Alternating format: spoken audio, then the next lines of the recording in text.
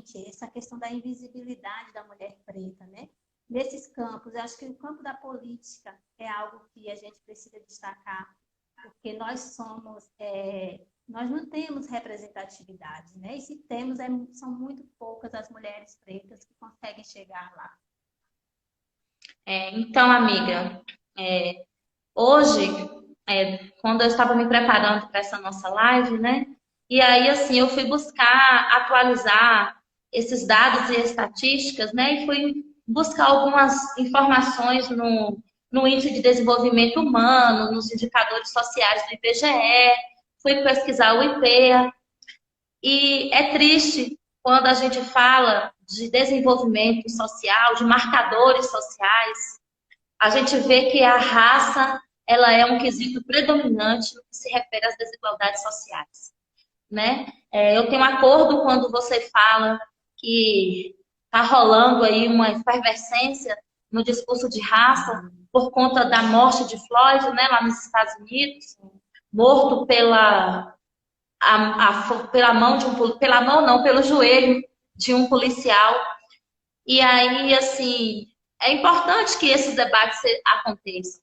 Mas eu acho que uma reflexão que a morte do Floyd traz para a gente também é que no Brasil sempre houve racismo, né? E sempre esteve escancarado. Em uma sociedade que não admite o seu próprio racismo. E que tem ceifado a vida do povo negro, né? A gente tem a exemplo aí a vida de João Pedro, que estava cumprindo seu isolamento social dentro de casa, a vida de Ágata, que estava dentro de um transporte indo para casa, e tantas vidas que têm morrido, a exemplo da nossa própria cidade, Vitória da Conquista, que se a gente for olhar os blogs da nossa cidade, todos os dias a gente vê o quanto que a juventude negra tem sido exterminada, né, por esse projeto que nós temos, que é um projeto de morte e que ele dura muito tempo. Mas aí a gente precisa falar sobre essa questão das desigualdades sociais, sim. Porque, amiga, nós somos frutos de um processo escravocrata, né?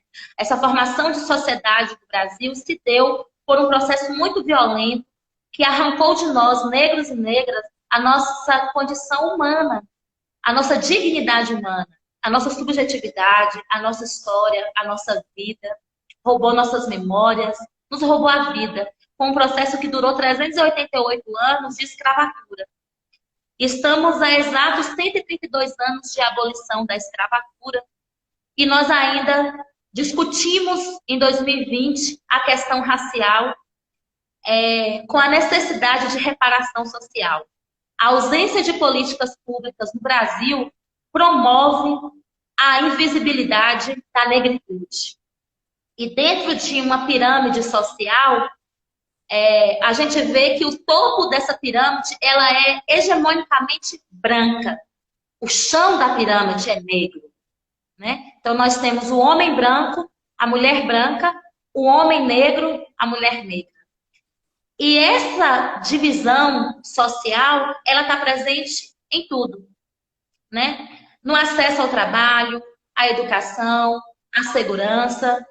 E eu falo para você que quando eu fui buscar esses marcadores sociais, o que me entristece muito é saber que a cor de todas as opressões é preta, né? Quando a gente fala de encarceramento em massa, quando a gente fala de pobreza, 73% da população brasileira que está em estado de miserabilidade é negra. Né?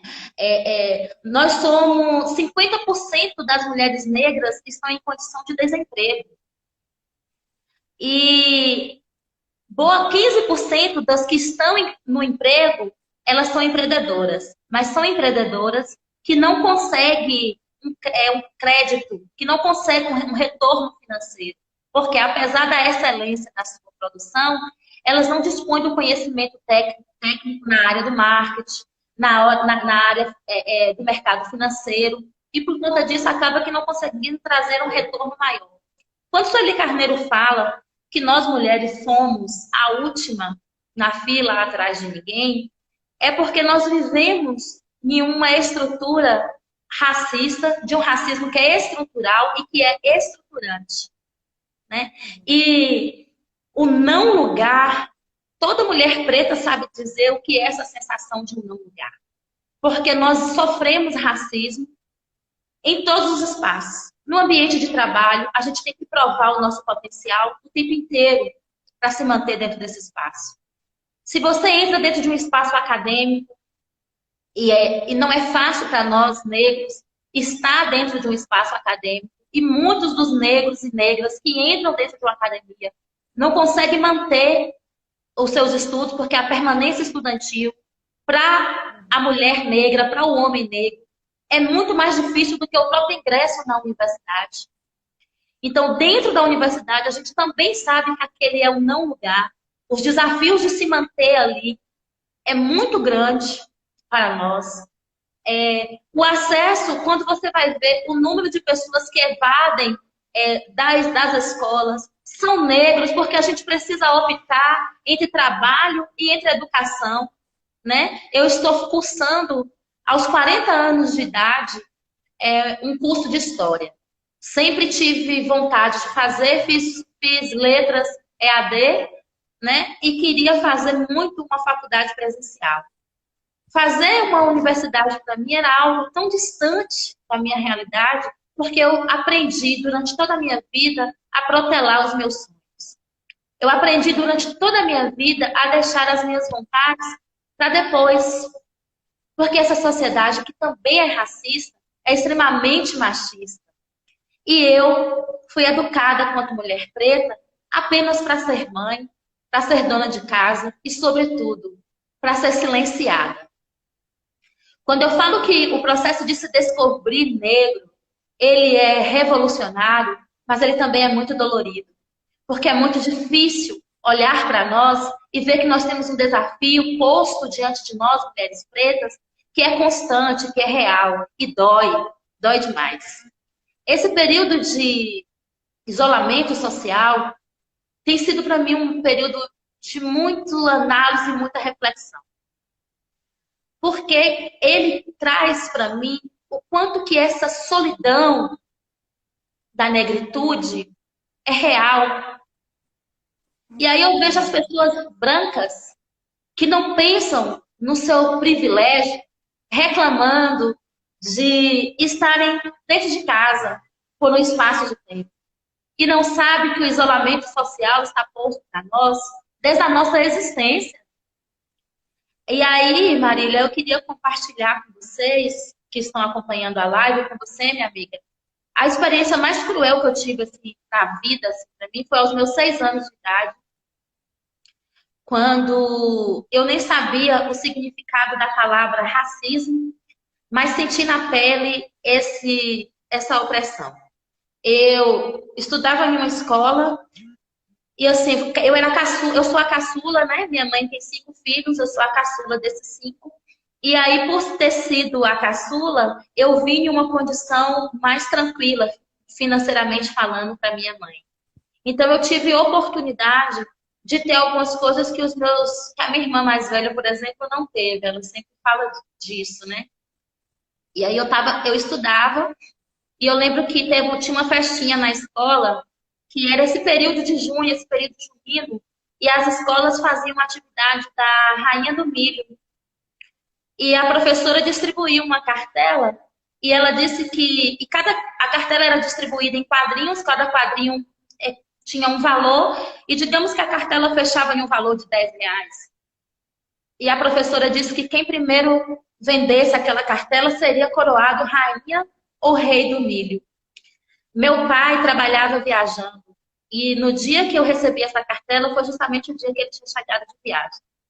Eu cheguei em casa muito falante e fui dizer para ele de como foi o dia na escola e falei na cartela. Meu pai imediatamente pegou minha cartela, marcou todos os meus quadrinhos, na tentativa também de amenizar aquela saudade e a ausência dele, né? Marcou toda a minha cartela e me deu o valor fechado e falou: ó, você que é a rainha do milho. A rainha do milho é você. E eu felicíssima, porque eu era a rainha do milho, entreguei à professora. No dia faltando acho que uns 2 dias para a atividade a festa da Rainha do Milho, a escola estava toda em uma movimentação, ornamentando o espaço. e as atividades eram todas temáticas.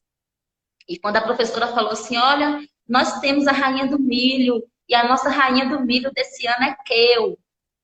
E na hora que ela falou, eu estava tão eufórica para ela anunciar que eu era a rainha do milho. E eu lembro, até hoje, eu tinha 6 anos, eu estou com 40 hoje, tem 34 anos desse episódio, mas eu consigo lembrar ainda das risadas dos meus colegas da sala de aula, quando eles disseram, ela não pode ser rainha do milho não, professora, porque o milho é amarelo e ela é preta.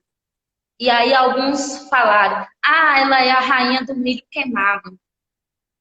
E naquele dia eu olhei para a sala em volta e pela primeira vez enxerguei a minha cor. Percebi que eu era a única criança negra daquela sala de aula.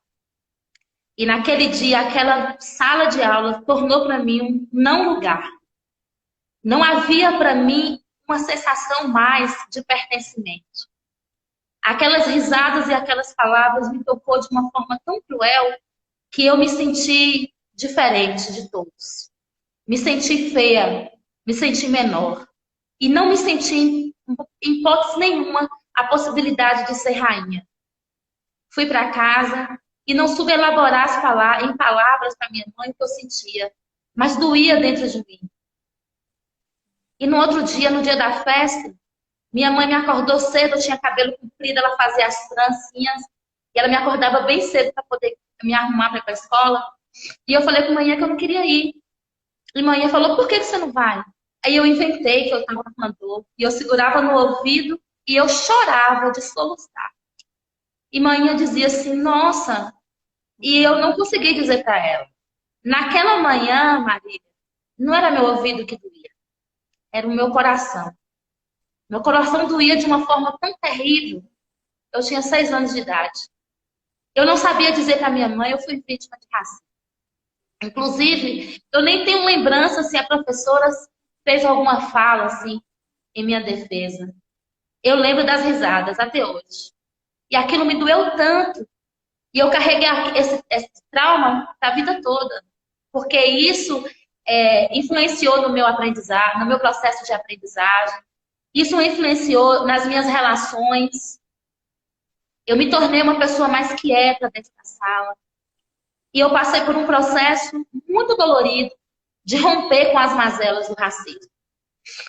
E hoje, quando eu trago essa vivência para vocês, eu não trago mais me sentindo inferior, menor, feia.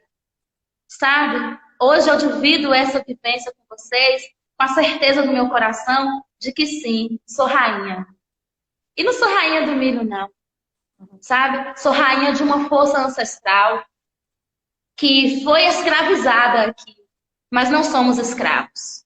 Somos, como Macota Baldina diz, né? Somos frutos, fomos escravizados, mas não somos escravos. Somos frutos da violência e da falta de humanidade, de pessoas que não têm um pingo de humanidade dentro de si. Por isso, eu acho importante a gente trazer esses relatos e dizer que não basta não ser racista. Angela Davis já diz isso. É preciso ser antirracista. O racismo é muito cruel. O que o racismo faz com os negros e negras nessa sociedade é extremamente cruel. E é impossível para mim, quanto mulher preta, quanto mãe preta, não me emocionar com essa nossa live hoje. Porque eu tenho filhos que eu tenho medo quando saem na rua. E eu tenho medo porque eles é o alvo da discriminação, porque eles é o alvo do estereótipo do bandido, né? Então, assim, e a gente vive em uma sociedade que é violenta, que é excludente, que é cruel. E aí, em um momento como esse, onde a gente vê nas redes sociais tanta gente com filtros antifascistas nas suas redes sociais, eu quero dizer para vocês que tem tanta gente votando em bandido, tem tanta gente votando em racista, tem tanta gente votando em homens e mulheres que têm comportamentos extremamente racistas e escrotos e dizem que não são fascistas. E aí eu vou te dizer que não ser fascista é um acúmulo de princípios e que a raça passa principalmente por eles. Sabe? Eu vejo pessoas que não têm um pingo de respeito pelo ser humano, que têm comportamentos extremamente machistas dentro de casa e no seu meio social, dizendo que são antifascistas. Então, eu acho que a nossa live ela também tem hoje um, um compromisso de afrontar, sabe? De provocar reflexões. Né? O que é que você tem feito para se declarar antirracista? Principalmente as pessoas brancas que estão assistindo a nossa live, né? E eu digo assim, pensar o seu privilégio, né, Maria? Kel, é exatamente isso que eu queria trazer. Fiquei super emocionada com a sua fala.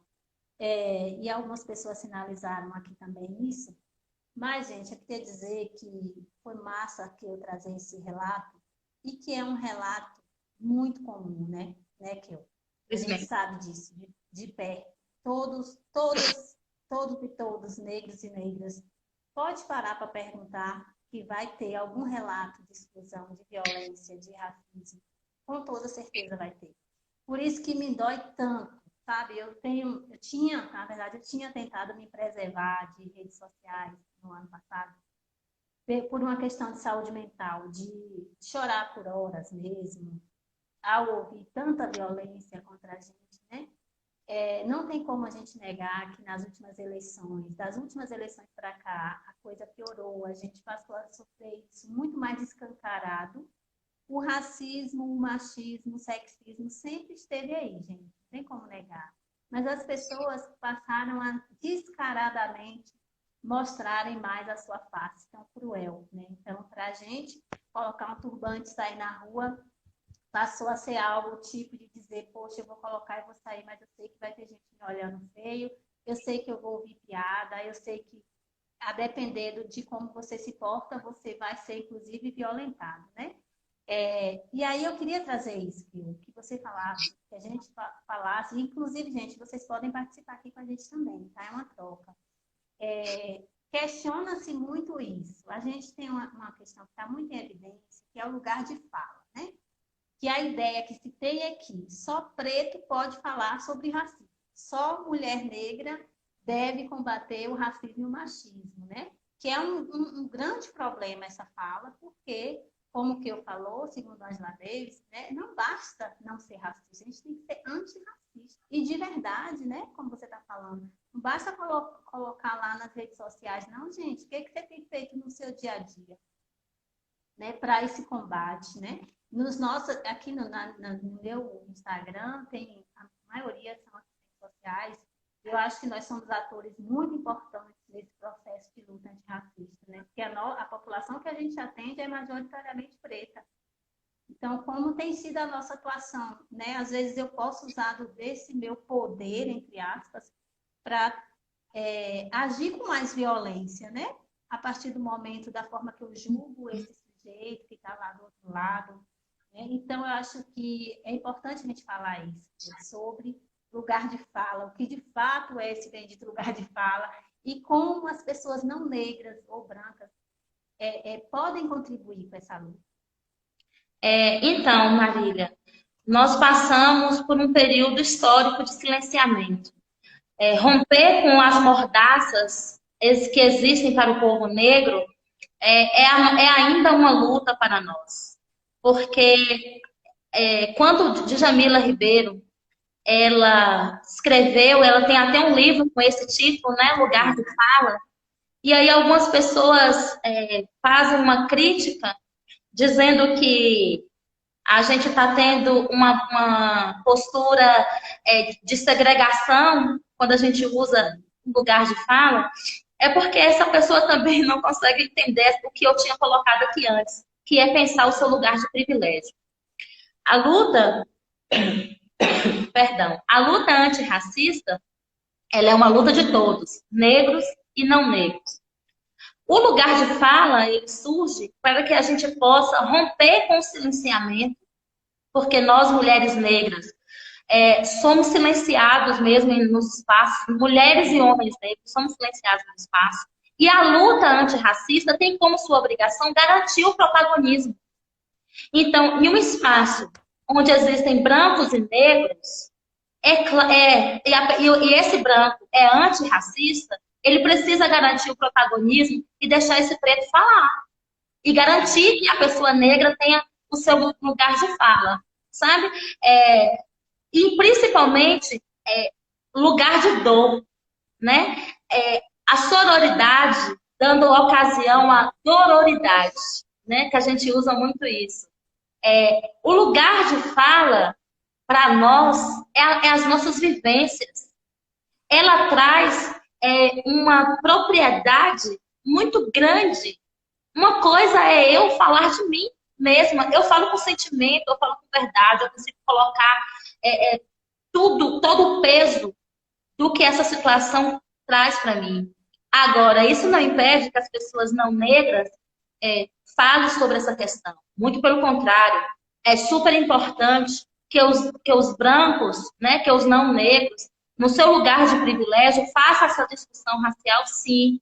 É importante, é uma luta de todos, é uma bandeira que precisa ser fortalecida. Agora, onde os negros estão presentes, vamos garantir esse lugar de fala. E dizer que lugar de fala é uma forma de segregar, é também uma forma de racismo, né? É a mesma forma como as pessoas colocam a nossa luta, querem transformar a nossa luta em mimimi, querem transformar o nosso discurso como raivoso, querem transformar a nossa luta como vitimismo, né? Então, assim, o lugar de fala é romper com isso, gente. É permitir que essas pessoas que foram historicamente silenciadas possam falar de si, possam ocupar os espaços, né? Então, esse é o lugar de fala que a Djamila coloca com muita propriedade na sua obra e que nós defendemos. E a gente precisa romper. Eu acho, chega da preguiça, que a gente tem que ficar com um processo de educação o tempo inteiro. O tempo todo, a gente tem que desconstruir tudo que é